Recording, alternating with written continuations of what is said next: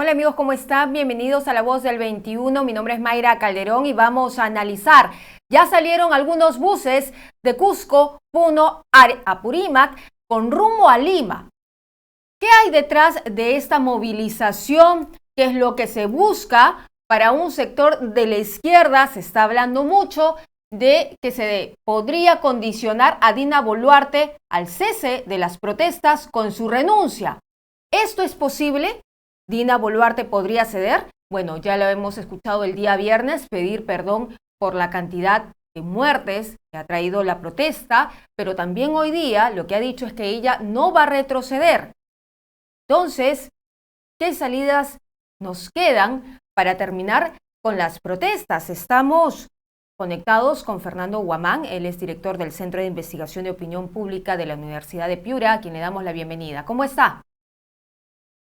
Mayra, muy buenas. Un gusto estar contigo en este espacio y además en un momento tan importante para el análisis de la situación del país. ¿Cree que la señora Boluarte se pueda sostener en el puesto de presidenta de la República? Están viniendo de diferentes regiones, desde Puno, Cusco, donde se han radicalizado las protestas, y también de Apurímac hacia Lima. Sí, lo que tenemos efectivamente es un escenario de bastante incertidumbre política. La posibilidad de sostenerse que tiene la presidenta fundamentalmente eh, pasa por entender cómo se va a manejar la situación de las marchas que lleguen a Lima. Evidentemente, el costo social de una marcha tiene repercusiones políticas. Eso hay que entenderlo, ya lo hemos vivido en otros escenarios. Sin embargo, desde un punto de vista institucional, también debemos entender cuál es la consecuencia de las decisiones políticas que pueda tomar la presidenta. Y en ese sentido, pues desde el punto de vista de la legitimidad del poder que tiene el primer funcionario del país, en este caso la presidenta, pues objetivamente lo que tiene es una desaprobación en cierto sector, pero que como tal, constitucionalmente, ella tiene los motivos para seguir siendo presidenta. O sea, esto nos lleva a una situación en la que estamos enfrascados en una especie de diálogo de punto muerto, porque tenemos un sector que bajo ninguna circunstancia quería dialogar y quería reconocerse la presidenta, pero tenemos también un marco institucional en el cual entendemos que legítimamente es la presidenta y que ella tiene que ser quien lleve el cargo a cabo de esta transición porque nos demanda la sociedad democrática, ¿no? Entonces, los puntos de decisión o inflexión de que si ella va a dejar el poder por la presión social o se va a mantener porque tiene de respaldo las instituciones, pasará fundamentalmente por cómo se manejen estas marchas cuando lleguen a Lima. Y es ahí donde vamos a decir, el punto de responsabilidad está en cómo se pueda de algún modo poner freno a las posibles manifestaciones violentas que pueden haber en la capital. Entonces, ese escenario como tal, Mayra, no lo podemos predecir, ¿no? Lo que podemos decir es que institucionalmente la presidenta tiene todos los argumentos institucionales, legales, democráticos para seguir en la presidencia, porque hay que entender que no todo lo popular es democrático. Y por otro lado, también hay que saber que una presidencia que no puede afrontar, ¿no? Afrontar una movilización en paz como las que vamos a tener, podría tener un costo político que nos llevaría a un escenario de incertidumbre y a ver qué pasa, pero como tal, pues yo creo que estamos en esta encrucijada, ¿no? Ahora, vamos a ver qué es lo que sucede en los próximos días, cómo se van desarrollando la marcha, como usted bien dice, pero también es importante ver el otro lado. ¿Cómo cree usted que se están manejando las protestas? Se habla de un clamor legítimo, pero las demandas no son sociales, las demandas son políticas y no se pueden realizar porque el expresidente Pedro Castillo no puede salir de prisión porque dio un golpe de Estado, no se puede entablar en esos momentos una asamblea constituyente o una nueva constitución porque eso todavía para discutirlo y planearlo, cómo va a ser, qué leyes se van a incluir o no, es una discusión a largo plazo y también lo que están pidiendo es el adelanto de elecciones, que esto ya ha dado su primer paso en el Congreso de la República. Mayra, aquí hay que hacer especie de precisión terminológica, porque creo que estamos asistiendo a un escenario en el cual también las palabras nos llevan a un enfrentamiento innecesario, ¿no? Efectivamente, las manifestaciones y las protestas son legítimas, sí son legítimas. Tenemos un marco institucional que permite que cualquier ciudadano, y de modo individual u organizado, pueda manifestar su punto de vista. Bien, el hecho de que la protesta sea legítima no quiere decir que todos los reclamos sean legítimos. Ojo, o sea, vamos a ver, si una persona sale a protestar porque no está de acuerdo o no comparte un punto de vista de su gobernante, puede hacerlo, puede hacerlo. Pero si el reclamo es irracional, si el reclamo va en contra de la ley, si el reclamo no tiene posibilidad de ejecutarse, es una propuesta que por su propia naturaleza no tiene salida y por lo tanto fue una propuesta legítima. Entonces, esto hay que entenderlo porque si no distinguimos cuáles son los pedidos racionales de los pedidos irracionales, por más de que puedan tener cierta acogida, lo que estamos nosotros poniendo en tela de juicio es el propio funcionamiento democrático.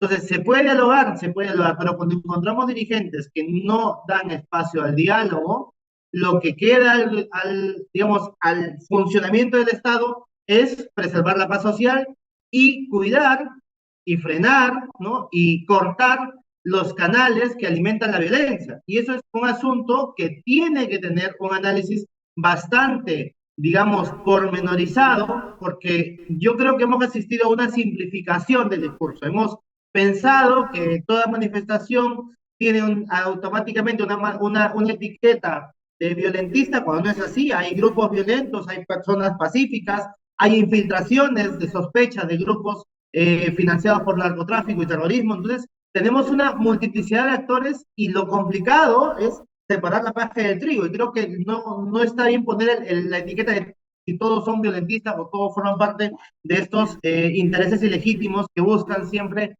petardear la democracia. Pero dicho esto, hay que saber, ¿no?, que no todos los reclamos son legítimos, aunque la propuesta sea legítima, porque si un grupo de ciudadanos sale a pedir algo que no tiene posibilidad de realizarse porque sería ilegal, entonces ese es un reclamo que no tiene salida y que lo que tiene que llevarnos es a que los que encabezan los gobiernos regionales tomen la postura que deben tomar, que es la postura de la institución, y llevar a que la ciudadanía vaya al diálogo. Si esto no es así, lo que estamos haciendo es a este enfrentamiento de punto muerto, donde lo que tenemos que esperar es que el Estado, por medio de sus autoridades legítimamente encomendadas para poder solucionar estos temas, empiecen a llevar paz social. Pero la paz social, cuando tenemos grupos violentistas, pasa por cortar las cadenas de suministro. Las cadenas de suministro de la violencia pasa por un servicio de inteligencia y un sistema de inteligencia nacional que pueda estar completamente operativo y que pueda tener todo el alcance necesario para hacerlo. Entonces, ahí está la discusión. ¿Puede haber protestas hacia Lima? Por supuesto. ¿Puede la ciudadanía mostrar desaprobación o desacuerdo frente a una autoridad completamente legítima?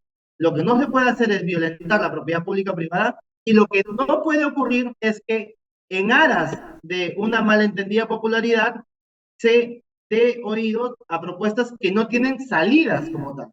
¿Por qué? Porque si hay pedidos que tienen alguna salida, pues entiendo que hay una posibilidad de encontrar una solución. Pero pedir, y esto hay que ser contundente, por más de que algún sector pueda pensar que es impopular, pedir el cierre del Congreso es que no tiene ninguna posibilidad de que alguien lo realice. Por lo tanto, es una propuesta completamente irracional, ¿no? Y que en ese sentido, pues, lo que se ve afectado fundamentalmente es la democracia. Y cuando se afecta la democracia, se afecta por medio de la alteración al funcionamiento de las instituciones. Y la ciudadanía debe entender que cuando la institucionalidad se afecta, en el fondo, lo que se afecta es la estructura de organización del Estado que garantiza la preservación de la libertad en el tiempo, ¿no? Y esto es fundamental, la preservación de la libertad en el tiempo. Las instituciones en el Perú, Mayra, pueden fallar, no son perfectas, son mejorables, pero yo siempre, cuando pongo estos ejemplos para que la gente lo pueda entender de modo muy concreto, uno puede tener, digamos, un mal juez, uno puede tener un mal fiscal, ¿no? Pero ¿qué prefieres? ¿Que haya un mal fiscal y luego, o un mal juez y luego los cambiamos o los fiscalizamos o los sancionamos? ¿O prefieres que en realidad no existan jueces y no existan fiscales? O sea, ¿qué escenario sería peor para la vida democrática? Y en ese momento, claro, uno se puede pensar, bien, podemos tener instituciones que fallan, pero si no existieran estas instituciones, lo que tendríamos es un escenario de caos, y en el escenario de caos lo que aparece siempre son las posturas dictatoriales. Por eso es importante entender que los que tienen la responsabilidad del funcionamiento del Estado y sus instituciones tienen que dar cabida a todas las voces, pero también hay que ser muy contundentes y decir que cuando hay voces irracionales, estas no tienen que ir más allá de la simple manifestación. Exacto. Y sobre esta propuesta de adelantar las elecciones al 2023 y que ya no sean en el 2024, ¿qué opina? Bueno, es que eso, por ejemplo, es muy distinto al cierre del Parlamento. Dice, bueno, que cierre el Congreso, eso no se va a dar, salvo que haya un golpe de Estado, y lo intentó el expresidente Castillo, y ya vemos cuál ha sido su final. Pero el adelanto de elecciones es un asunto técnico, ha pasado por una iniciativa de la presidenta que ha ido al Parlamento y que además tiene unos plazos y unos tiempos. ¿Por qué? Porque las elecciones no se organizan de un día para otro, ¿no? Y que Claro. dependiendo de cuál sea la decisión finalmente adoptada, podremos tener un escenario en el cual jugamos con los mismos actores, o un escenario en el cual se dé plazo para la inscripción de nuevos jugadores políticos. Entonces, la discusión de en qué escenario nos movemos, pues puede ser un escenario para algunos más favorable que para otros, si es que lo hacemos antes o lo hacemos después, pero son escenarios que están dentro de la discusión política y que tienen pros y contras. Y ahí creo que es una discusión técnica en la que el Parlamento juega un papel fundamental y la opinión pública dará su presión. Pero el cierre del Congreso es otra cosa que no tiene ningún asidero y que además es completamente, digamos, fuera de ley. Muy bien, entonces vamos a ver cómo se van desarrollando las marchas en la capital. Vamos a ver también el manejo político que le pueda dar Dina Boluarte a estas marchas y también cómo se comporta el Congreso de la República en cuanto al adelanto de elecciones. Por lo tanto, ya han decidido tener la legislatura para el 15 de febrero. Vamos a ver también eso. Yo le agradezco, señor Guamán, por estar con nosotros aquí en Perú Sí, 21 TV un apunte, Mayra, analizando. un apunte adicional dentro de este, digamos, de este análisis de lo que implica el funcionamiento institucional dentro de una democracia. Creo que la simplificación del discurso en escenarios de polarización política como los que estamos viviendo muchas veces ayuda un poco a que se pueda distinguir la paja del trigo. Y pongo un ejemplo bastante claro, ¿no? Cuando se dio la primera votación de la suspensión del congresista Díaz, ¿no? Acusado de violación, ¿no? En términos generales, ¿no? La noticia fue, ¿no? El Congreso blinda, ¿no? A este congresista, y automáticamente, pues, la indignación ciudadana se manifiesta y dice, no es posible que el Congreso en este contexto no vea por lo que implica justamente la defensa de los derechos de la mujer y de una mujer trabajadora en el Congreso, ¿no? Ganándose la animadversión de la ciudadanía. Pero en casos como esto, valdría la pena que se haga el trabajo de decir, bueno, ¿qué bancadas son las que apoyan determinada iniciativa? Porque esa lectura del segundo nivel, que implica identificar la naturaleza del Parlamento, que es Parlamento, tiene grupos políticos y que no todos votan a lo mismo, nos tiene también que ayudar a distinguir de que el Parlamento justamente es la manifestación de las pluralidades de voces, no es un ente único. Y en ese sentido, pues, la ciudadanía creo que ha asistido en los últimos años a una, digamos, oleada de mensajes, y no hablo de los últimos meses, no, de los últimos años, respecto a entender el Parlamento como un bloque único, como si fuera el Ejecutivo. Y creo que ahí tenemos también mucho trabajo que hacer, tanto a nivel de la academia, a nivel de educadores y, por supuesto, a nivel de opinión pública. Sí, de acuerdo con usted, doctor Guamán, entonces en ese sentido vamos a estar muy atentos a los próximos sucesos porque todavía es una semana larga, todavía no se acaba Bien, y todavía hay así mucho es. que ver. Muchas gracias por estar con No, nosotros. encantado. Bien, era entonces Fernando Guamán, él es director del Centro de Opinión Pública de la Universidad de Piura, donde él ha estado con nosotros analizando este escenario, las protestas que van a llegar hacia la capital. Nosotros vamos a regresar más adelante con más información.